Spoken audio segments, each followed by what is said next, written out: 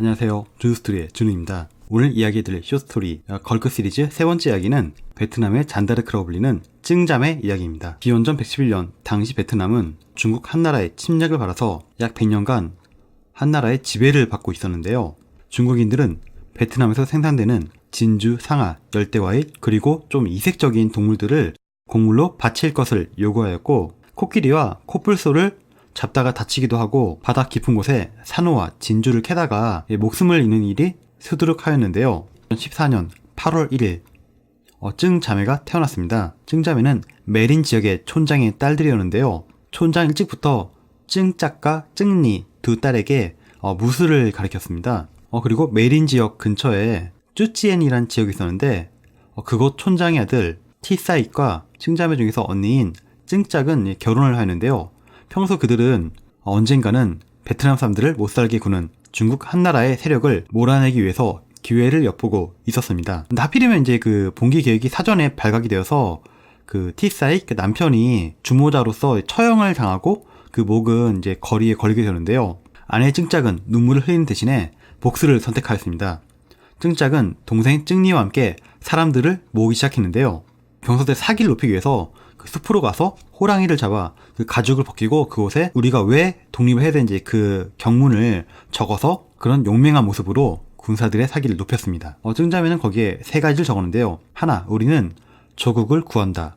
둘, 흥 왕조를 부활시킨다. 셋, 남편의 원수를 갚는다. 베트남군은 무기도 병력도 열세였지만은 높은 사기와 지형을 이용한 교묘한 작전으로 파죽지세로 한나라군을 물리쳤는데요. 순식간에 메린과 쭈 지역을 포함한 65개의 군현을 파죽지세로 점령하였고, 이에 한나라는 베트남 지역에서 철군을 하게 됩니다. 이후에 그녀들은 독립된 지역에 먼저 한나라 시절에 있던 그 가혹한 세금을 없애버려서 백성들의 지지를 받았는데요.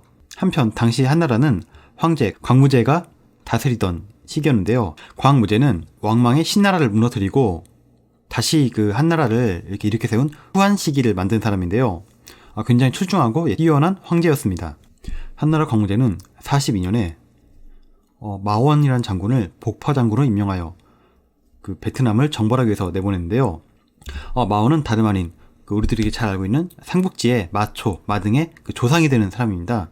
아무래도 그 마씨의 집안이 예전부터 좀 장군 집안이었나 봐요. 그래서 군사적으로 굉장히 능력이 좋은 그 장수 중에 한 명이었습니다. 그런데 아무리 그 뛰어난 마원이더라도 베트남까지 내려가는 길이 굉장히 험난하고 특히 날씨가 굉장히 무더웠는데요. 싸우기도 이전에 벌써부터 병사들이 지쳐버렸고, 이에 마원은 율무가 그 열을 내린다는 것을 알게 돼서 병사들에게 율무를 먹이면서 계속 남쪽으로 진군을 하였습니다. 아무리 베트남군이 그 사기가 높고 지형적으로 이용한다 해도 이전 군대와는 다른 잘 정비된 정예병인 한나라 군대를 이길 수가 없었는데요. 베트남 군사 수천 명이 죽고 마을은 불에 타고 여자들은 능욕을 당하고 결국 증자매의 독립은 3년 만에 막을 내리게 되었습니다. 후한서에는 증자매가 한나라 대군에게 크게 패한 이후에 메링의 땀비엔 산으로 들어가 1년간 게릴라전을 하다가 붙잡혀서 그 목이 잘려서 머리가 그 한나라 낙양에 보내졌다는 기록이 있는데요.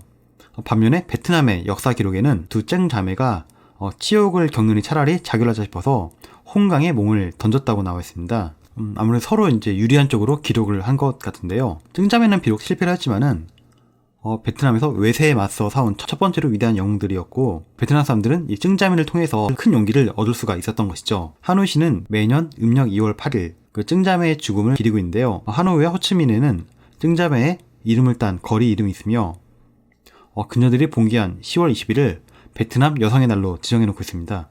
우리나라 같은 경우에도 충무로, 퇴계로 이렇게 좀 그 위인들의 이름을 딴 그 거리명이 있는 것처럼 베트남에도 호치민과 하노이에는 증자매의 이름을 딴 거리가 있습니다. 하이바 증 거리인데요. 하이는 두 명을 뜻하고, 증은 증자매의 증, 그리고 바는 그 여사님 같은 이런 여성을 존중하는 그런 어휘인 그런 단어입니다. 그래서 하이바 증 거리는 두 명의 증 여사 거리라고 읽을 수 있습니다.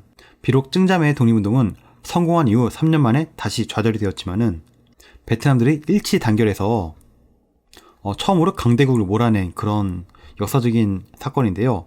이후 베트남은 중국, 몽골, 프랑스, 미국, 거대한 외세에 대항하여 치열하게 항쟁을 벌이는 그 원동력을 처음 만들어준 그런 여성들이라고 볼 수 있습니다. 오늘 이야기도 흥미로우셨다면 좋아요와 구독 부탁드립니다. 감사합니다.